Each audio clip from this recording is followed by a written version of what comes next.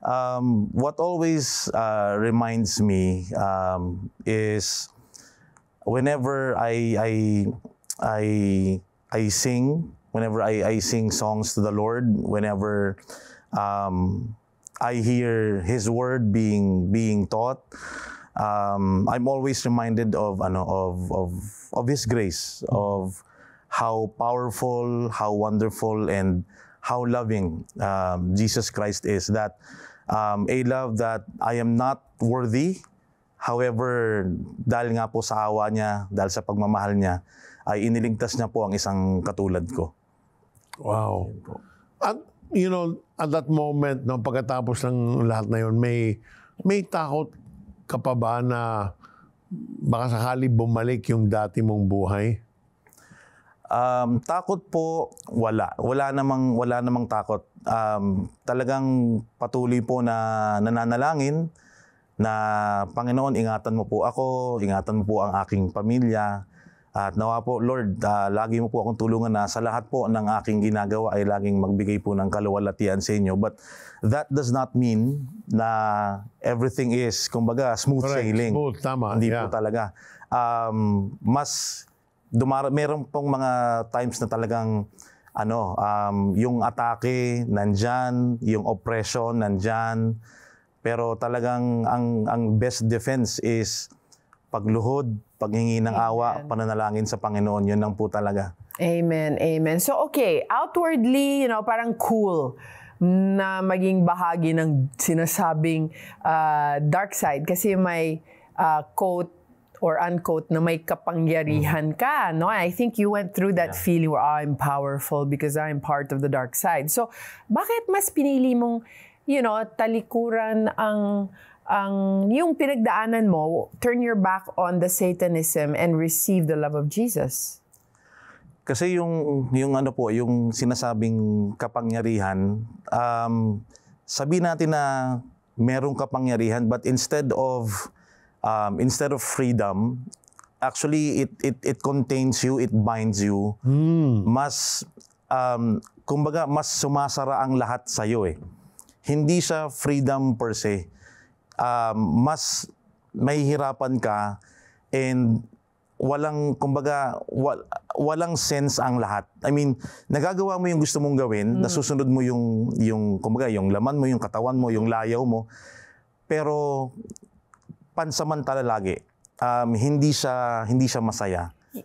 At the end of the day, alipin ka rin. Yes. So, I mean, being a Satanist, is there any power in that, or is it just something cool to say, or is there something deeper? Is there something more spiritual? It is definitely spiritual. It is definitely spiritual. So it's not just being about, I'm wearing long hair and piercings and it's not just that. Yeah, kasama na yon, pero yes, it's not just that.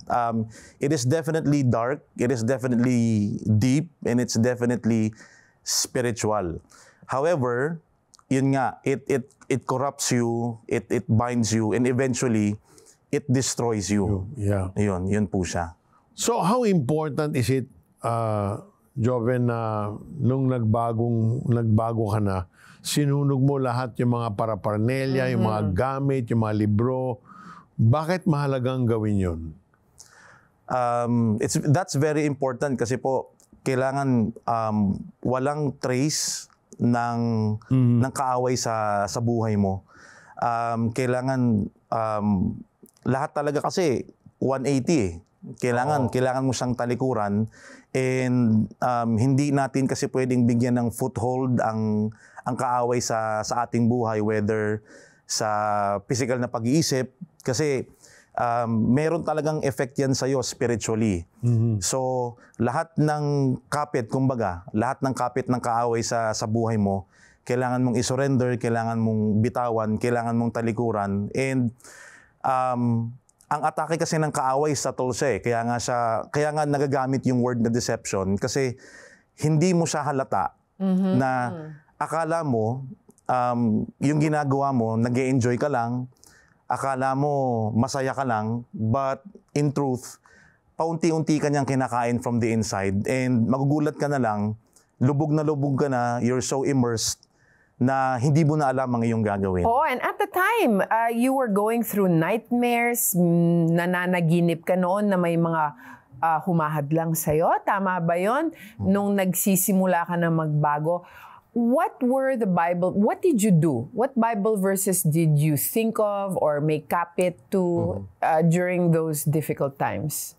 I remember that dream very vividly. I remembered a man, all white, and he looks like if you're familiar with the statue of David. Michelangelo. Yeah. Meron siyang cover lang na alam mong parang very, very white linen. Tapos, Toga? yeah, he sits on a throne. Opo, he sits on a throne. And then, he was asking me, alam mo ba yung mga ginagawa mong yan? Sigurado ka ba dyan? So, I was answering him, definitely, I was answering him John chapter 3, verse 16. Wow. And Isaiah chapter 9, verse 3, where God gives light to to the people who are in darkness. Hindi siya yung parang nung nagbibitaw ako sa kanya ng mga verses, parang takot na takot. Hindi eh. Yung itsura niya, parang, okay, at least you know what you're doing. Ganon siya. So, doon ko nakita na this is really something serious and real. Kasi, spiritual battle na to. Na, because of the love and mercy of the Lord Jesus Christ, when I came to know Him, at the same time, at that moment, parang sinabi ko na rin sa Kanya na simula sa araw na to, magkaaway na tayo. This is an all-out war against you and me. And yun, kaya talagang patuloy ang paghingi ng awa, paghingi ng tulong, pananalangin. So, kung may isang mensahe kang naisabihin sa mga taong yung galit sa Diyos dahil sa sakit o trahedya nangyari sa buhay nila, ano yon? It is valid na tayo ay magalit, sumama ang loob, especially kapag dumadaan tayo sa mga matitinding pagsubok ng ating buhay. Pero hindi natatapos ang buhay dyan. And hindi galit, hindi sama ng loob, hindi bitterness ang solusyon. Ang solusyon pa rin is admit that you need help, and the only and the best person that will help you is the Lord Jesus Christ. Kasi ang tao, pwede nating abutan ng tulong or pwede nating hingan ng tulong. Ang tao limited. Let us remember that. Pero ang pwedeng gawin ng Panginoong Yesus sa buhay natin is unlimited. Amen. And hindi lang siya unlimited, lasting pa.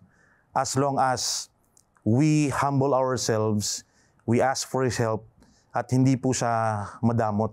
Lagi po siyang nandyan para tayo po ay tulungan.